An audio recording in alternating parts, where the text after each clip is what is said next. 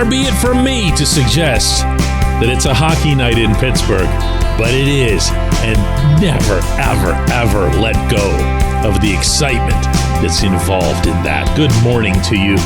Good Tuesday morning and happy hockey season, everybody. This is Daily Shot of Penguins. It comes your way bright and early every weekday. If you're into football and or baseball, I also offer daily shots of the other two teams in town that I cover, the Steelers and the Pirates. But tonight is, in fact, a hockey night. I'll be at PPG Paints Arena. Penguins versus Blackhawks. That's an 8:12 p.m. puck drop to accommodate the ESPN national audience. Sidney Crosby, Evgeny Malkin, Chris Letang will be sharing the same uniform for an 18th consecutive season. That breaks the North American professional sports record. Breaks the tie, I should say, with the Yankees, Derek Jeter, Mariano Rivera, and Jorge Posada. That's all by itself a phenomenal, outrageous achievement to be appreciated in our city. But this doesn't even come close to what this is going to be about, because this is also Erik Karlsson's debut in Pittsburgh, one of the truly great offensive defensemen to ever play the game. And on top of that, if you're just a general hockey fan, someone who loves the sport, on the other bench will be Connor Bedard, the young man who was just drafted first overall, who a lot of people see as a can't-miss superstar. It'll be his first NHL game anywhere. It'll be his chance to do what Mario did in his first NHL game anywhere, which was at the old Boston Garden. First shift, first shot, first goal on poor Pete Peters, who had no chance. You know, I've been doing this for a while, this here journalism thing, and I've enjoyed it. I really have. We're not fans, we're not rooters, we're not rah-rah, but that doesn't keep me from enjoying what it is that I do within the context of the job. And there aren't many things in this line of work that I'll embrace more than opening night in hockey. But when you add all these other variables into it, this is going to be special. It really is. That said, I've got something else to offer this morning. Every time you watch Sidney Patrick Crosby going over the boards for a shift, remember it. Take mental snapshots of it. Study him. Don't just watch him. Follow him around the rink, especially if you're there, if you're in the building. Just track 87. Watch the game how he watches it. Watch his head, which direction he's looking, where the play is going, where he's anticipating that it'll go, where he's expecting his line mates to go. This will be the second time I've referenced Mario already on this episode, but this is the kind of thing I used to do with 66. Because I was in the building, this was pre-reporter days, just buying a ticket and going, I would just follow him around the rink. Not all the time, not every game, but when the mood would hit me, when I really just wanted to fully soak up everything that there was about his greatness, I would just laser in on him. And I got to tell you, even if I'd never covered as a reporter a single game that he played, if I'd never gotten to know the man as well as I've been fortunate enough to know him, I feel like I took in as much of his career as anyone could have just from doing that. I feel like no one would ever need to tell me or show me anything about Mario that I wouldn't already have known. Do you know what I'm saying?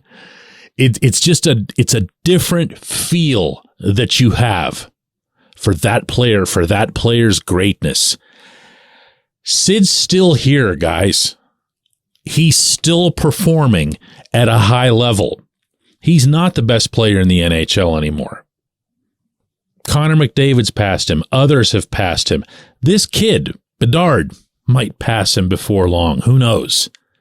But he's still doing on the rink things that have made him great for such a long time. He's still utilizing the same smarts, the same savvy, the same physical gifts, the hand-eye coordination, the ability to kick the puck to his blade while in full stride. How about that lead pass to Spring, Drew O'Connor for the breakaway the other night in Buffalo in the preseason game?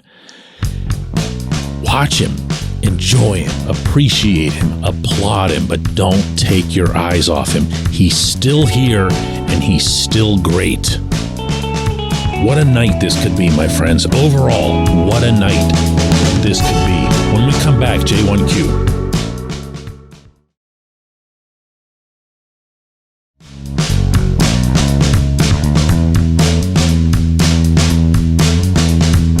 Today's J1Q comes from Cody, who says, DK, as I look back at this offseason ahead of this season opener, I can't help but wonder how Kyle Dubas has done so much in such a short time. All I heard last year was no cap space, full of boat anchors, can't do anything. Dubas in a couple months changed over half the team for what seems to be the better. When he was done, he had no projected cap room. So what did he do? Did he sit on his hands saying no cap room? No, he brought people in on PTOs and claimed wave prospects who were fighting for and winning roster spots. We talk about Erik Karlsson being the biggest acquisition, but in reality, the biggest addition this offseason for the Penguins has been Dubas. Cody, I can tell you're a fan of the man's work. I would respectfully disagree about his being a bigger acquisition than Karlsson, and I'm sure he would too, but he's the one who made the acquisition, so maybe you're right. To date, I've been not impressed, but like you, just floored by what Dubas was able to do in short order. I'm not going to project it. I'm not going to predict anything off of it because I also know that he was running the show in Toronto, and the Maple Leafs were still the Maple Leafs by the time he left. They had some bigger names, but the same results. That said, yeah, he did some pretty neat stuff in taking over for Ron Hextall and Brian Burke, in cleaning up their mistakes, in cleaning out cap space. But yeah, the other thing that you mentioned, in carving out the competition and changing the complexion of the roster at the same time.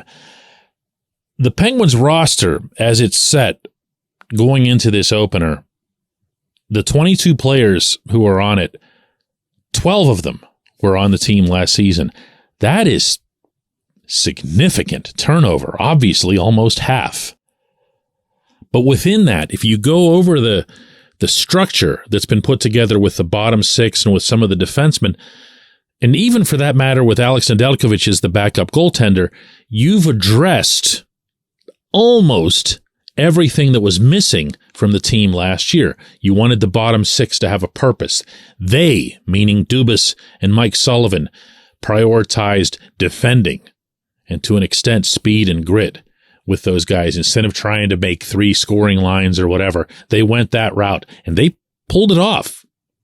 There are a lot of things I think that might disappoint people along the way over an 82-game season. I don't think that it's going to be the bottom six, not this year. They might not score a ton, but they're going to be visible. They're going to be palpable. They're going to make an impact in some form other than just going out there and killing time until the next guys take a shift. Defensively, I mean, they got Karlsson, but on top of that, he picked up Ryan Graves, who's a pretty good hockey player, a first pairing guy with the Devils. And then from there, you know, the competition thing ended up not being a massive deal because a lot of guys who were brought in as PTOs and whatever else aren't going to be on the roster for opening night. Colin White is an example. Sullivan clearly liked what he did. White did get signed to a contract, but White also was put through to Wilkes-Barre. Radim Zohorn is another one. Vinny Hinostroza. These are guys that maybe people thought were going to be on this roster and aren't, but they're still here. They're in the organization. And that also was part of the plan, to try to get as many players through to Wilkes-Barre as possible so that when they're needed, and they inevitably will be needed, there's someone to call upon. It's not just this sad whatever, who's the one guy who's showing a pulse over the past weekend that we can bring up from Wilkes-Barre. Now you have actual choices. You have actual NHL level, dare I say, choices. This GM, Cody, did all of that, at the risk of echoing you here, amid a sea of other challenges. The whole thing, if you think about it, could have gotten blown up just by the Karlsson trade. The whole thing. If that wasn't pulled off the way it was, if you weren't able to match up the salary cap issues on both the Pittsburgh end and on the San Jose end, if you weren't able to get Montreal involved in that mix, if you weren't able to move Jeff Petrie and Casey DeSmith, Mikhail Granlund, for God's sake, they found a taker for Granlund, despite what he just put on videotape over the final quarter of the last NHL season. Yes, a robust round of stick taps for the new guy. He did really well. Now, let's see where it goes. I appreciate the question. I appreciate everybody listening to Daily Shot of Penguins. We're going to do another one of these tomorrow.